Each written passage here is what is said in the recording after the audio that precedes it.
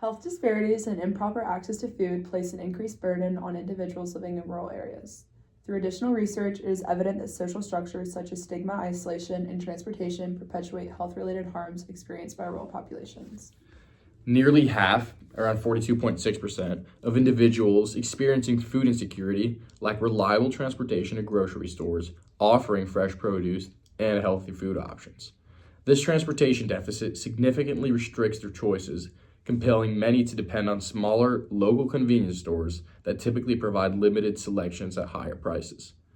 Morton and Blanchard in 2007 underscored this issue, stating that small-town food stores with limited floor space, economies of scale, and distance from distribution centers continue to provide limited food selections at higher prices and face the persistent challenge to remain profitable.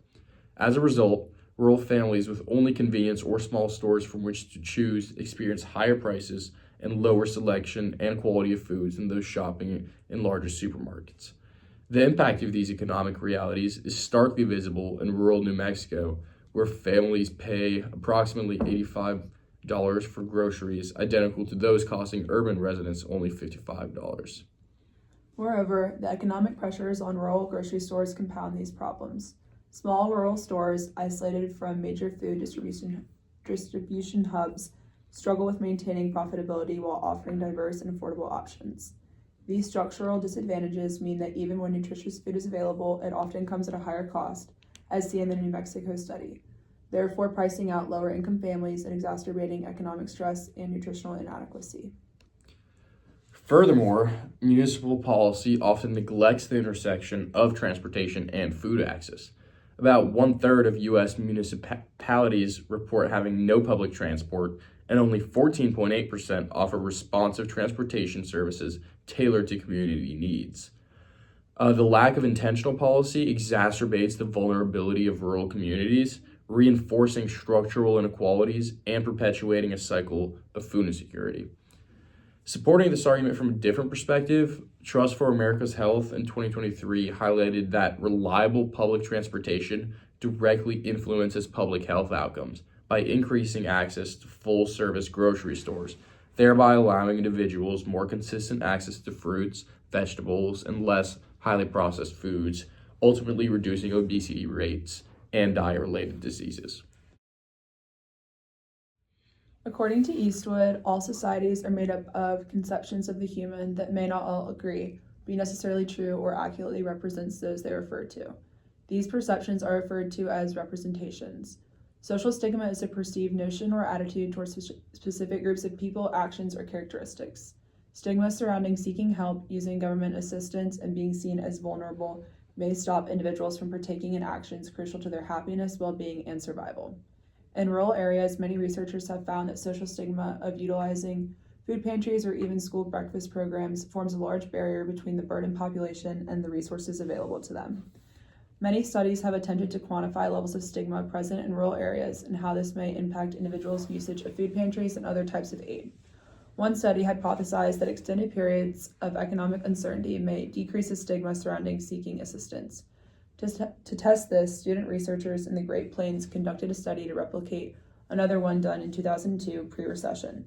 Their goal was to determine whether there were significant decreases in rural food pantry users' participation in safety net programs before and after the Great Recession in 2008.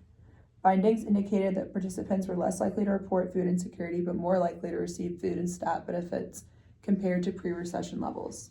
Additionally, there was an increase in the use of local food pantries. However, the study had several limitations. Literacy issues affected short answer responses, and the voluntary nature of the survey, along with the presence of supervisors, may have influenced responses. The researchers noted a 277% increase in the use of food pantry services over 3 years in this small rural Great Plains community. They referenced prior studies for context, including Cohen, Potter, and Zhao, who found that 47.2% of rural South Dakota clients in community-based food programs had not applied for SNAP. Additionally, Sherman documented that the rural residents in Northern California County viewed reliance on safety net resources, such as food stamps, as morally and socially unacceptable. The contrast between these studies suggests that stigma around government assistance may have decreased after 2008.